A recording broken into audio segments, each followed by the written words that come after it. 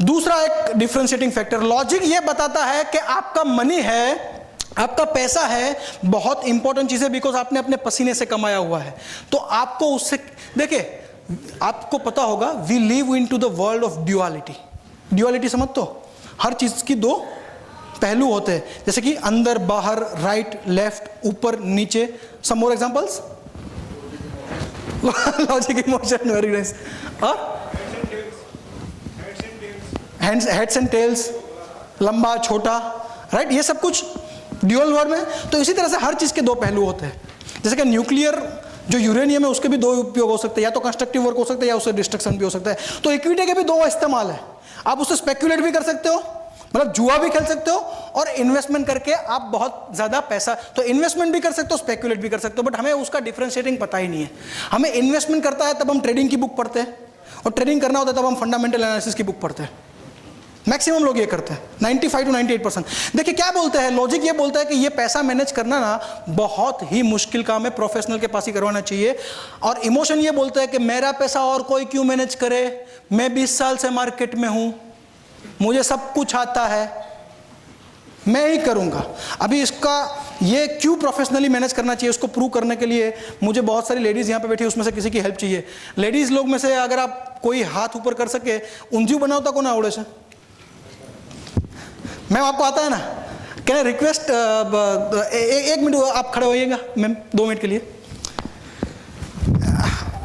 તમારે શું કરવાનું છે, તમારે લોકોને ઊંધિયું બનાવવાની માટે કઈ કઈ સામગ્રીની જરૂર પડશે, એની પ્રોસેસ શું છે એ ફટાફટ કહી દેવાનું છે। કઈ કઈ વસ્તુની જરૂર પડશે તમારે? સુરતી પાપડી, તુવેરના લીલવા, मतलब બધું શાકભાજી, બટાકા, રતાળું, વેરી ગુડ, જામફળ, પેલા મરચા, વઢવાણી, ઓકે, ઊંધિયું, બધું શાક આવી ગયું। अच्छा, યુટેન્સિલમાં શું શું જોશે, શાક બર્તન વગેરેમાં શું શું જોશે, છરી, શું વોટ એવર? હું તો કુકરમાં મૂકી દઉં છું, એટલે મારે તો કુકર જ જોઈએ। ઓકે, કુકર જોઈએ, very good. Cooker, gas, okay. સૌથી પહેલા શું કરશો શાકભાજીને તમે? બધી વસ્તુ સમારશો, સૌથી પહેલા સમારશો, યાદ રાખજો। પછી શું કરશો? અચ્છા, ધોશો, પહેલા ધોશો કે સમારશો? સમારીને ધોશે, યાદ રાખજો, સમારશે ધોશે, પછી શું કરશો? બસ પછી બાફી નાખશો, મૂકીને એટલે વઘાર, મસાલા નાખશો, મુઠિયા મૂકીને વઘારશો, રવૈયા ભરીને મૂકશો, પછી મસાલા મૂકશો, કુકર બંધ કરશો। ઓકે, ચલો પ્રોસેસ થઈ ગઈ, થેન્ક યુ વેરી મચ। હવે ક્વેશ્ચન મારો એ છે, માન લો કે મારી પાસે ઊંધિયું બનાવવાની બધી વસ્તુ છે, બધા શાકભાજી તમે કીધા એ છે, કુકર છે, છરી છે, ધોવા માટે પાણી છે, બધું છે। હવે હું ખાલી પ્રોસેસ ઉલટી કરું થોડીક, કે બધા શાકભાજીને પહેલા બાફી નાખું, એમાં મસાલો કરી દઉં, પછી ઉતારી અને એને ધોવું અને પછી સમારું, ઊંધિયું બનશે? કેમ નહીં બને? બધી વસ્તુ તો છે મારી પાસે, બધી વસ્તુ તમે કીધી મારી પાસે છે, તો કેમ નહીં બને ઊંધિયું? ટેલ મી, લોજિકલી ટેલ મી। પ્રોસેસ ખોટી હતી, સો ઇટ મીન્સ તમારી પાસે સાધનો ભલે બધા હો, બટ તમને પ્રોસેસમાં થોડું આડું અવળું થાય તો તમારું ઊંધિયું ન થાય, શાકનું ઊંધિયું ન થાય, તમારું ઊંધિયું થાય। એગ્રીડ? ઇન્વેસ્ટમેન્ટમાં એવું જ છે, આપણને ગુજરાતીઓને સમજાતું જ નથી। મને બધી ખબર પડે છે, હું તો MBA છું, મને બધું આવડે, 20 વર્ષથી માર્કેટમાં છું। હર્ષદ મહેતા જોયો સાહેબ, મેં તો કેતન પારેખ જોયો છો, તમે તો હજી કેતન પારેખ પછી તમારું કેરિયર ચાલુ કર્યું, જીગરભાઈ પારેખ મારું નામ છે, અને તમે મને શીખડાવો છો ઇક્વિટી ઇન્વેસ્ટમેન્ટ। હું તો મારા પૈસે કોઈ શું કામ રમે એટલે સમજી જવાનું કે આ બાપુ સ્પેક્યુલેશન વાળા છે, ઇન્વેસ્ટમેન્ટ વાળાથી મગજમારી ના કરાય। બટ આપણી પાસે આપણને એવું લાગે બધી વસ્તુ મારી પાસે છે, બધું નોલેજ છે, તો હું કેમ ઇન્વેસ્ટમેન્ટ કરીને સક્સેસફુલ ના થઈ શકું? Because you don't know the process. Process is most important in anything, any creation. કોઈ પણ ક્રિએશન કરવું હશે તો સાધનો કરતાં વધારે જે મહત્વ છે પ્રોસેસનું છે। Agree ma'am? એગ્રી? માની લો કે તમારે બાયપાસ કરવી હોય તો શું શું જોઈએ તમારી પાસે? છરી, કાતર, કાપો મારવાનો। બાયપાસ એટલે એક નળી બ્લોક થઈ ગઈ છે, અહીંયા એક કાણું, અહીંયા એક કાણું, એક બીજી નળી અહીંયા વચ્ચે બ્લોક થઈ ગઈ છે, તો લોહીનું પરિભ्रमण નથી થતું, वो नहीं हो रहा है, तो उसकी वजह से एक जो ट्यूब है उसको यहाँ लगाएंगे, एक ट्यूब यहाँ पे लगाएंगे, और अहमदाबाद टू जूनागढ़ वाया राजकोट नहीं जाएंगे, बाईपास हो जाएंगे। इसी को बोलते हैं bypass. Any doctor in the crowd? कोई डॉक्टर है क्राउड में? अच्छा सर, ये बाईपास यही होता है ना, मोटा मोटा तो ये होता है ना, बाईपास यही होता है। अच्छा, बाईपास वही होता है। तो मेरे पास अगर कैंची है, सुई धागा है, ट्यूब है, क्या मैं कर सकता हूं वो? आईना चाहिए, आईने के सामने बैठा, ओके, नहीं करोगे क्या? पर साला इन्वेस्टमेंट की बात है, नहीं मारा पैसा नो बीजू कोई केम रमे। बॉस प्रोफेशनली मैनेज करो पैसे को।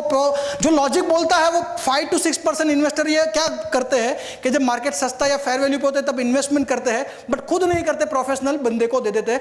बाकी ये इमोशन वाले तो बंदे क्या करते हैं, एक तो गलत टाइम पे घुसते 28 के पी पे, और क्या बोलते, प्रोफेशनल तो चाहिए ही नहीं, मैं ही करूंगा, मारू बीजू कोई केम करी जाए, हूं मारू ना करूं।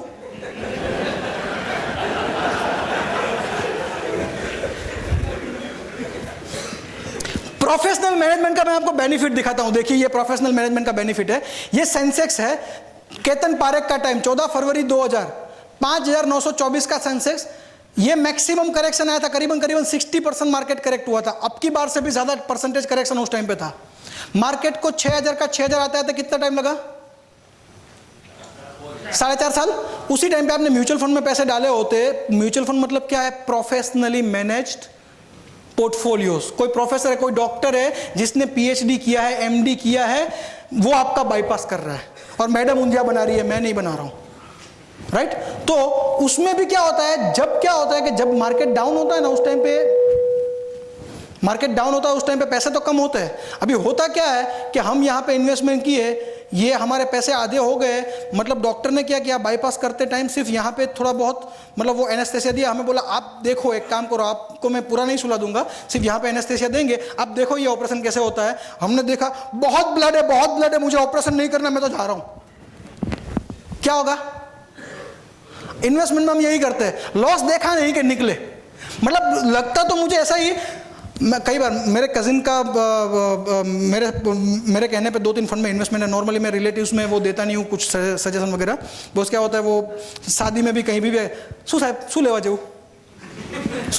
लेवा जाऊँ, फिर मैं यही बोलता हूँ, पैसे है तो म्यूचुअल फंड ले, वरना भगवान का नाम ले। तो क्या होता है कि उस टाइम पे देखिए, ये सब आपका भी यही होगा। अच्छा ये पोर्टफोलियो, हाँ इसने 20% रिटर्न दिया, इसने 10% दिया, इसने 12%, ये अच्छा है, ये रखो, इसमें प्रॉफिट हो रहा है। अच्छा ये नुकसान हो रहा है, ये बेचो। मतलब नुकसान है, जो प्रॉफिट है उसको रखो, जब नुकसान होगा तब बेचेंगे, पर नुकसान है उसको निकालो। सर पैसा कैसे बनेगा, मेरे को ये समझ में नहीं आता है। अभी वही चीज 6000 का 6000 मार्केट आया, बट आप और मैं ऑपरेशन नहीं कर रहे हैं, डॉक्टर के हाथ में, कार्डियोलॉजिस्ट के हाथ में है, तो 1 लाख का वही पैसा बिना छुए कितना हुआ? मार्केट ने क्या रिटर्न दिया और ये क्या दिया? तो वो प्रोफेशनल बंदे हैं, वो ऑपरेशन करते तब ब्लड निकलता है, मगर उनको पता है वो कंट्रोल कैसे करना है। कुछ रिएक्शन आता है तो उनको पता है कि वो कैसे कंट्रोल करना है। हम खुद कर नहीं सकते ये, लेट अस एक्सेप्ट इट। और ये कौन करता है? यहां पे निकल जाना, फिर यहां पे आना। 95% लोग जो इमोशन से खेलते हैं। और जो लॉजिकल बंदा होता है वो यहां पे क्या करता है, कुछ नया पैसा जुगाड़ करके उसी में डालता है। अगर वो उसी बंदे ने यहां पे 25,000 एडिशनल डाल दिया होता तो जो 1 लाख का 2 लाख हुआ, वही 1 लाख का उसका बन जाता 3,16,000।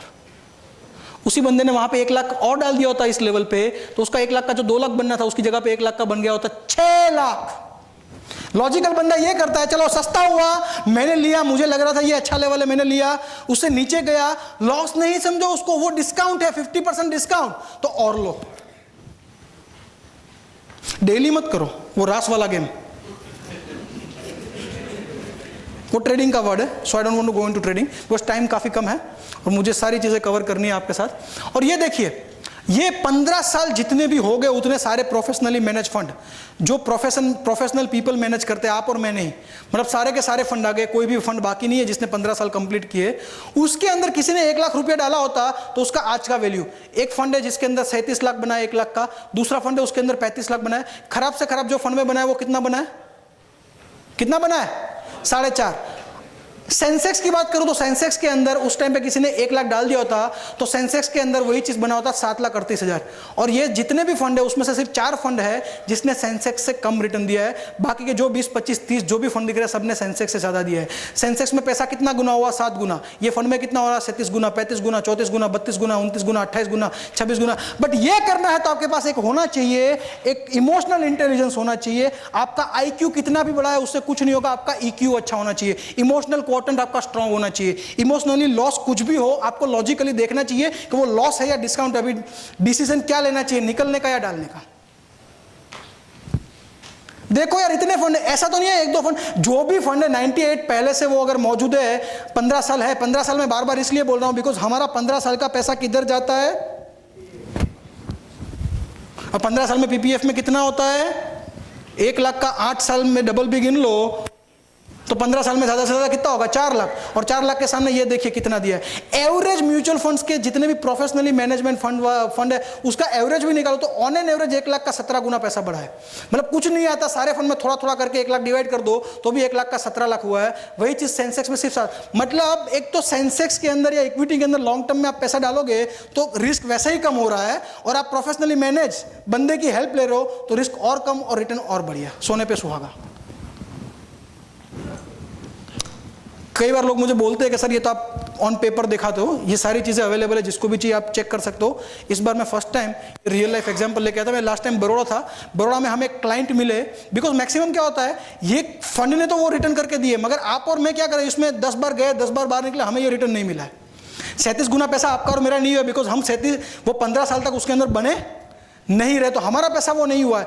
1996 में पैसा डाला था, 1000 रुपया इन्वेस्टमेंट किया था बिरला सन लाइफ एमएनसी फंड का। ये रियल स्टेटमेंट है, उसका खुद का स्टेटमेंट है। उसने 2007 में पैसा निकाला, कितना निकाला, 13,000। 13 गुना पैसा उसने कमाया। उसी टाइम में सेंसेक्स सिर्फ 6 गुना बढ़ा है। 6 गुना सेंसेक्स बढ़ा। सामने ये प्रोफेशनली मैनेज बंदा है, मतलब मैडम ऊंधिया बना रहा है, मैं नहीं बना रहा हूँ, तो ये वंडर क्रिएट हुआ है। बट करना क्या पड़ता है कि प्रोफेशनल बंदे को देना पड़ता है, टाइम देना पड़ता है, और पी का बैंड ध्यान में रख के। तो अरे देखिए, पी भी नहीं देखोगे तो चलेगा। आपका पैसा 15 साल 10 साल का है, 8 साल 10 साल का है, तो डालो इक्विटी में पैसा। 8-10 साल में सारे रिस्क चले जाते हैं।